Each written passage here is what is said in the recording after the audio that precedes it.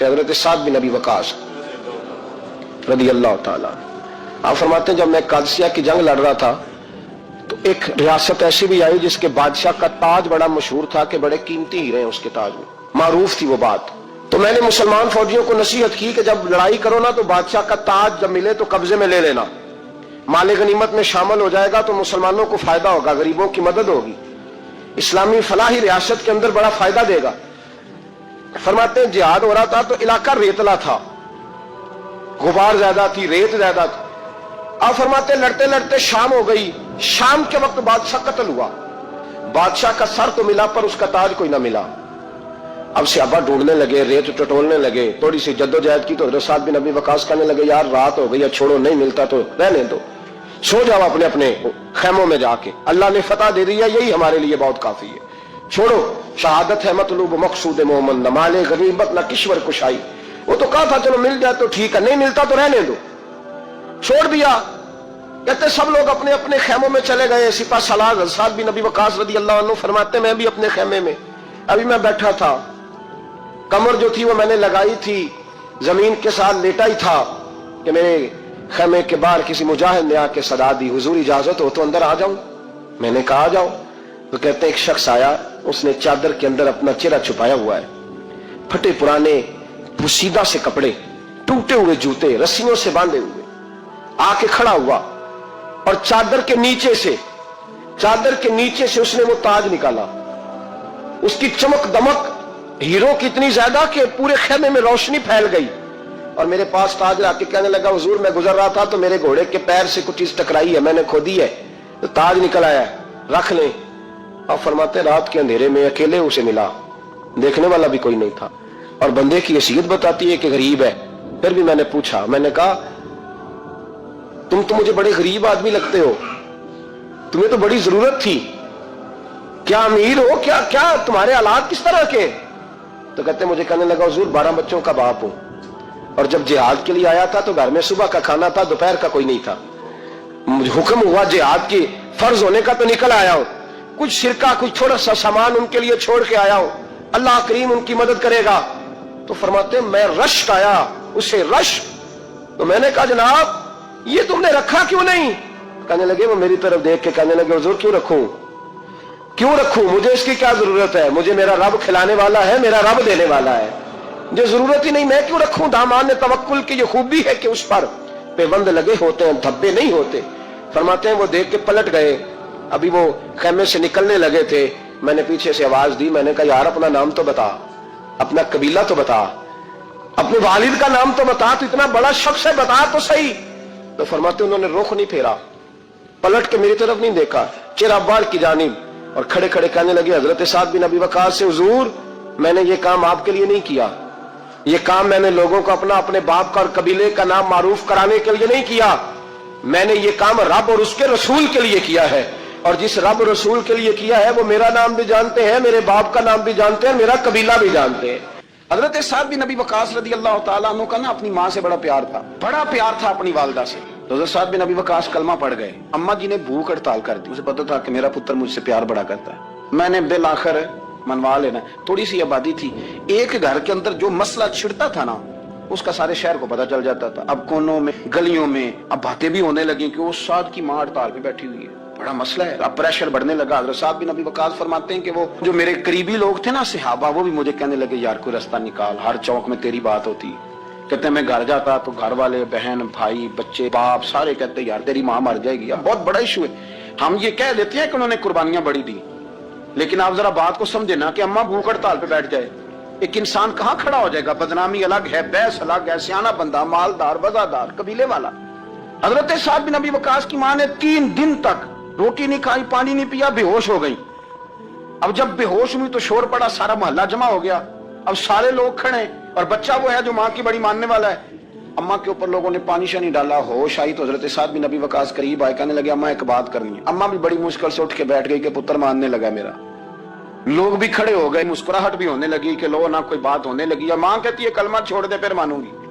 हजरत साद बिन नबी वकास कहने लगे अम्मा सुन मेरी बात, 3 दिन हो गए, मक्के का कोई कोना खुदरा ऐसा नहीं जिसमें मेरी तेरी बातें ना हुई हैं, और कबीले का इलाके का कोई शख्स नहीं, लोगों ने बड़ी बातें की, اور لوگ جب باتیں کرنے پہ آتے ہیں پھر اوپر تک جاتے ہیں. یہ بھی کہا کہ کیا دین یہ سکھاتا ہے کہ ماں بھوکی مر جائے؟ یہ بھی لوگوں نے کہا. میں نے ہر شے سنی، برداشت کی. اما اب تو میری بات کان کھول کے سن لے. ماں کہنے لگی وہ کیا؟ تو حضرت صاحب کہنے لگے پیدا مجھے تو نے کیا ہے، 9 ماہ تیرے پیٹ میں رہا ہوں، روٹی تیرے ہاتھ سے کھائی ہے، تجھ سے زیادہ بہتر مجھے کوئی نہیں جانتا. ماں سن، تیری کتنی جانیں؟ اما کہنے لگی 1. تو حضرت صاحب فرمانے لگے تیری 1000 جان بھی ہو نا تو ایک ایک کر کے ساری نکل جائے تو میں محمد عربی کا کلمہ پھر بھی نہیں چھوڑوں گا. ختم ہو گئی بات. یہ کیا بات؟ وہ کچا رنگ للاری والا جڑا چڑھدا تے لیندا رہندا، اے عشق تیرے دا رنگ محمد جدوں چڑھ جائے پھر نہیں لیندا. یہ کیا بات ہوئی؟ اما تیری 1000 جان بھی ہو، روٹی کھانی ہے تو کھا، نہیں کھانی تو نہ کھا. یہ لفظ کہتے ہیں حضرت صاحب بھی نبی وقاص رو پڑے، آنسو آ گئے. لفظ کہہ کے باہر نکلے، مجمع چھٹ گیا. جس نے جو مطلب لینا تھا لیا، جس نے جو کہنا تھا اس نے کہا. حضرت صاحب چلے گئے. شام کو گھر آئے تو اما روٹی کھا رہی تھی. تو حضرت صاحب فرماتے ہیں کہ محلے کی بیویاں کہنے لگی روٹی کیوں کھا رہی ہو؟ تو ماں رو پڑی، کہنے لگی پتر میرا ہے، میں نے پیدا کیا ہے، میرے پتر نے کبھی ضد نہیں کی، اس کے دل میں کچھ ہے اتر گئی ہے، کوئی ہے، کوئی کچا پکا جذبہ ہوتا تو میں تو 2 آنسو بہاتی تھی تو میرا پتر لوٹ آتا تھا، پر کسی رستے کا مسافر بن گیا ہے، اب کہیں پہنچ گیا ہے اور میں اس کا درد سمجھ گئی ہوں، جہاں گیا ہے اب وہاں سے یہ لوٹ سکتا. آپ سمجھے اتنا تگڑا ایمان جن لوگوں کا، ان کے بارے میں لوگ ڈسکس کریں گے. ان کو نا قرآن پاک نے بطور نمونہ بیان کیا ہے. اللہ فرماتا ہے ایمان اس طرح کا جس طرح میرے نبی کے صحابہ کا. یہ منافقوں کی بات ہو رہی ہے پہلے سے بارے میں. وَإِذَا قِيلَ لَهُمْ آمِنُوا كَمَا آمَنَ النَّاسُ، جب ان سے کہا جائے کہ ایمان اس طرح لاؤ جس طرح میرے نبی کے صحابہ لائے. قَالُوا أَنُؤْمِنُ كَمَا آمَنَ السُّفَهَاءُ، تو وہ کہتے ہیں اس طرح ایمان لائیں جیسے بیوقوف لائیں. یہ تو بیوقوف ہے، ہر شے نبی پاک پہ قربان کر رہے ہیں. تو اللہ فرماتے ہیں الا انہم هم السفہاء، خبردار ہو جاؤ میرے نبی پاک کے غلاموں کو بیوقوف کہنے والوں تم بیوقوف ہو. اللہ کہتا ہے تم پاگل ہو، بیوقوف ہو. اللہ انہیں پاگل کہتا ہے، اللہ پاگل کہتا ہے انہیں جو نبی پاک کے صحابہ کو پاگل کہتا ہے. اور حضرت عمر جیسا بندہ 24 لاکھ مربع میل کا حکمران اور شاہ روم کو خط لکھ کے کہتا ہے میں منت نہیں کرتا میں حکم دیتا ہوں. نہ تگڑا بندہ. جنگ قادسیہ کے لیے حضرت صاحب بھی نبی وقاص کو بھیجا. فتوح الشام پڑھ کے دیکھیں. حضرت عمر بڑے پریشان ہیں، اتنے دن ہو گئے کوئی رپورٹ ہی نہیں آئی. اب تو موبائل ہے نا، 1 منٹ کی رپورٹ لیں آپ، بلکہ آپ 1 منٹ کی فوٹو لیں آپ، رپورٹ تو دور رہ گئی. حضرت عمر فاروق رضی اللہ تعالیٰ عنہ بڑے پریشان ہیں کہ قادسیہ میں حضرت صاحب بن نبی وقاص کے ساتھ لوگ جہاد کرنے گئے، رپورٹ کوئی نہیں آئی. اتنے پریشان تھے کہ باہر نکل کے نا اس رستے پہ بیٹھ جاتے جو رستہ قادسیہ کی طرف سے آتا تھا. جو بھی آتا جاتا پوچھتے جنگ کے کیا حالات ہیں. ادھر جب اللہ نے فتح دے دی نا تو حضرت سعد بن نبی وقاص رضی اللہ تعالیٰ عنہ نے ایک قاصد کو خط دے کے بھیجا. کہنے لگے عمر کے پاس جاؤ، انہیں اطلاع دو کہ الحمدللہ اللہ نے اسلام کو فتح عطا کر دی. یہ حضرت عمر کو جا کے دینا. وہ بڑے پریشان ہوں گے. وہ جو اس زمانے میں اس طرح ہوتا تھا کہ کئی دور دور سے صحابہ جو دوسرے شہروں کے ملکوں کے رہنے والے ہوتے تھے وہ بھی آ کے شامل ہو جاتے تھے جہاد میں. کوئی 1 دفعہ مدینے آیا، کوئی 2 دفعہ آیا، پھر اپنے اپنے علاقوں میں. بہت سارے لوگوں نے زیادہ دفعہ حضرت عمر کو دیکھا بھی نہیں تھا. وہ جو قاصد خط لے کے آیا تھا نا اس نے 1 دفعہ دیکھا تھا. حضرت عمر بوڑھے ہو گئے، وہ پہچانتا نہیں تھا. ادھر سے وہ خط لے کے آ گیا. حضرت عمر مدینے سے باہر نکل کے اس روڈ پہ بیٹھے تھے جو قادسیہ سے آتا تھا. جب اس آدمی کو آتے دیکھا تو حضرت عمر اٹھ کے کھڑے ہو گئے. فرمانے لگے قادسیہ سے آ رہے ہو؟ وہ کیا کہتا ہے؟ پٹے پرانے کپڑے، ٹوٹے ہوئے جوتے، سر پہ پرانی پگڑی. کہنے لگے غلام مدینے کے رہنے والے ہو؟ حضرت عمر کہنے لگے ہاں مدینے کا ہوں. کہا میں قادسیہ سے آیا ہوں، الحمدللہ اللہ نے اسلام کو فتح دے دی ہے، الحمدللہ کفر کی کمر ٹوٹ گئی ہے. اس نے یہ بات کر کے تو گھوڑے کو ایڑی لگائی، گھوڑا دوڑنے لگا مدینے کے. حضرت عمر بھی ساتھ ساتھ دوڑ رہے ہیں. فرمانے لگے اچھا بتاؤ خالد بن ولید کا کیا حال ہے؟ تھوڑا آگے جا کے فرمانے لگے اسامہ بن زید کیسے ہے؟ وہ کہتے ہیں ٹھیک ہے. پھر اس نے اور گھوڑا. عمر ساتھ ساتھ دوڑ رہے ہیں، ساتھ ساتھ. 24 لاکھ مربع میل کا حکمران، ایک جوتا پیر سے نکل گیا، عمر دوڑ رہے ہیں. آگے جا کے پوچھتے ہیں سعد بن ابی وقاص کا کیا حال ہے؟ کہ حضور وہ بھی ٹھیک ہے. کتنے لوگ میرے شہید ہو گئے مسلمانوں میں سے؟ کہنے لگا صحیح گنتی کا نہیں پتا. یہ لفظ ادا ہوتے ہوتے مدینے کی سرحد آ گئی. لوگوں نے عمر کو گھوڑے کے ساتھ دوڑتے دیکھا تو کہا امیر المومنین کیوں دوڑ رہے ہیں؟ وہ غلام چھلانگ لگا کے نیچے آیا، قدموں میں بیٹھ گیا. کہنے لگا حضور آپ نے بتایا ہی نہیں آپ امیر المومنین ہیں. آپ فرمانے لگے کیا بتاتا؟ میں تو اونٹ چلانے والے کا پتر ہوں، کیا بتاتا؟ وہ عمر ہوں جس نے اپنے گناہوں کا حساب دینا ہے، کیا بتاتا؟ جو سعد بن ابی وقاص کو جہاد پہ بھیج کے خود بزدلوں کی طرح گھر میں بیٹھا ہے. کیا بتاتا؟ کوئی حیثیت نہیں، کوئی طاقت، تو نے اچھا کیا، تو تو مجاہد تھا، مجھے ساتھ ساتھ دوڑایا، تو نے اچھا کیا۔ جتنے لوگ تھے چیخے مار کے رونے لگے۔ حضرت فاروق اعظم سے کہنے لگے عمر جب تک تیرے جلوے رہیں گے اللہ کامیابیاں ہی عطا فرمائے گا، جب تک تیرا رنگ رہے گا اللہ تعالیٰ نوازتا ہی رہے گا۔ کچھ نہیں، کبھی اپنا ظاہر ہی نہیں کیا۔ بہت بڑے تھے، بہت بڑے تھے حضرت عمر، بڑے تھے۔ حضرت ابو رافع غلام تھے، قرآن پاک بڑا سونا پڑھتے تھے۔ حضرت عمر جب بھی انہیں ملتے کہتے ابو رافع تو عمر سے اچھا ہے، قرآن بڑا شاندار پڑھتا ہے۔ تو وہ کہتے حضور اگر میں قرآن صحیح پڑھتا ہوں تو آپ کو قرآن کی تشریح زیادہ صحیح آتی ہے، آپ بھی تو مجھ سے افضل ہیں۔ تو آپ فرماتے نہیں پھر بھی تو مجھ سے افضل ہے۔ کیوں؟ اس لیے کہ تو اپنے آقا کی نوکری بھی ٹھیک کرتا ہے اور رب کی عبادت بھی ٹھیک کرتا ہے، اور مجھے خالی صرف عبادت کرنی ہوتی ہے، وہ بھی ٹھیک نہیں کر پاتا۔ ساری زندگی اپنا محاسبہ، ساری زندگی اپنے گریبان میں دیکھا، ساری زندگی اپنے آپ کو پرکھا، اپنے آپ کو ٹٹولا۔ 62 سال عمر بیت گئی۔ حضرت حذیفہ بن یمان ایک صحابی تھے، میرے نبی کریم علیہ السلام نہ ان سے راز کی باتیں کرتے تھے۔ ہر بندے کا ہاضمہ ٹھیک نہیں ہوتا، سب سے راز کی بات نہیں کرنی چاہیے۔ حضرت حذیفہ بن یمان کہتے ہیں حضور راز کی باتیں بتاتے۔ مدینہ منورہ میں جو منافقین تھے ان کی لسٹ بھی نبی پاک نے حضرت حذیفہ بن یمان کو دی تھی۔ جب کوئی مشکوک آدمی مر جاتا نا تو صحابہ کہتے ہیں ہم دیکھتے اگر حضرت حذیفہ نے جنازہ پڑھا تو ہم بھی جنازہ پڑھ لیتے۔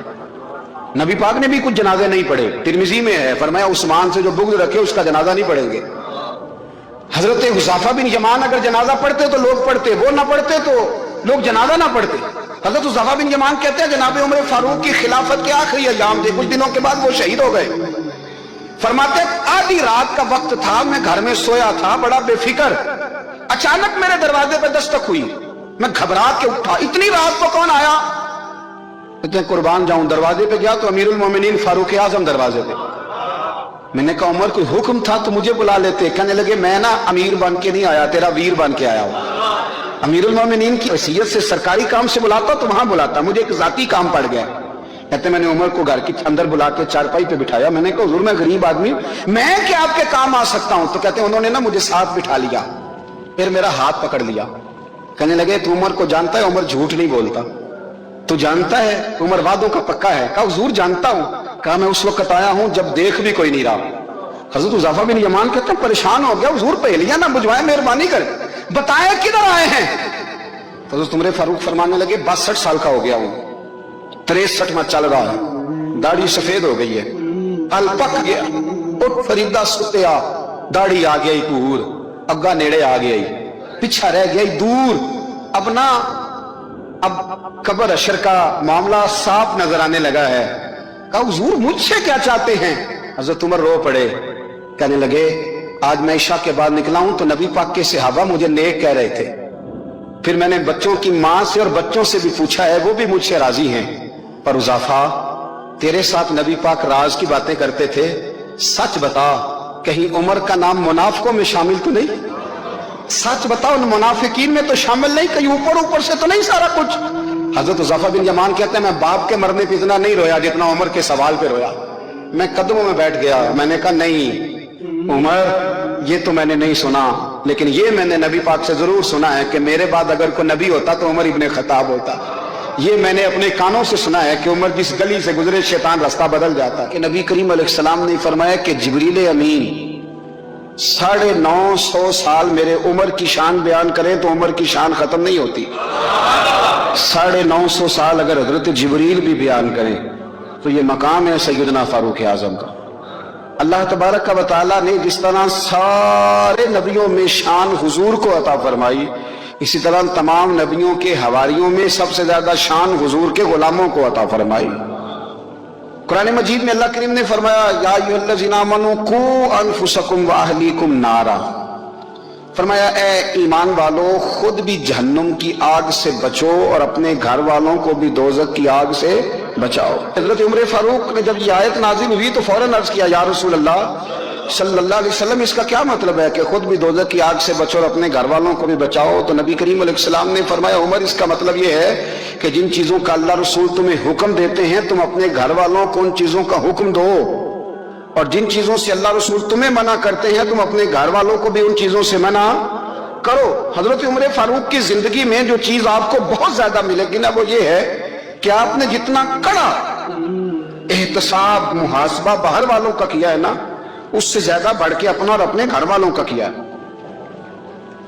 یہ بڑا عجیب معاملہ ہے کہ ہم جتنے لوگ ہیں ہمارا معیار یہ ہے کہ سامنے والا غلط ہے اور میں ٹھیک، یعنی دوسرے کا بچہ گلی میں نظر آ جائے تو اس کی غلطیاں نکلنی شروع ہو جائیں گی، اور میرا بچہ سارا شہر گھوم آئے ایک ٹائر پہ موٹر سائیکل پہ، تو ہم کہتے ہیں کہ ابھی بچہ ہے، انشاءاللہ سیانا ہو جائے گا۔ اگر ابا جی آج تک سیانے نہیں ہوئے کس کو سمجھا لیں، تو پھر بیٹے کا سیانا ہونا تو ہو سکتا ہے کہ وہ 60-70 سال لگ ہی جائیں۔ گھر کے اندر جب تک توجہ نہیں ہوتی، اور سب سے پہلے جب تک اپنی ذات پر توجہ نہیں ہوتی، میں کہا کرتا ہوں کہ باہر لیکچر چلتا ہے، گھر میں عمل چلتا ہے۔ لیکچر باہر چلتا ہے، گھر کے اندر عمل چلے گا۔ باہر تو آپ نے کہہ دیا نماز پڑھا کرو، ختم ہو گئی بات، لیکن گھر میں بچے نماز تب پڑھیں گے جب ان کے والد نماز پڑھیں گے۔ گھر میں کہہ دیا پردہ کرو، پر گھر میں بچیاں پردہ تب کریں گی جب ان کی اماں پردہ کرے گی۔ گھر کے اندر عمل چلتا ہے، باہر تو چلو بات بھی چل جاتی۔ تو والد کا جب تک کردار بچے نہیں دیکھتے جب تک، اتنی دیر تک ان کا تبدیل ہونا ممکن نہیں ہوتا۔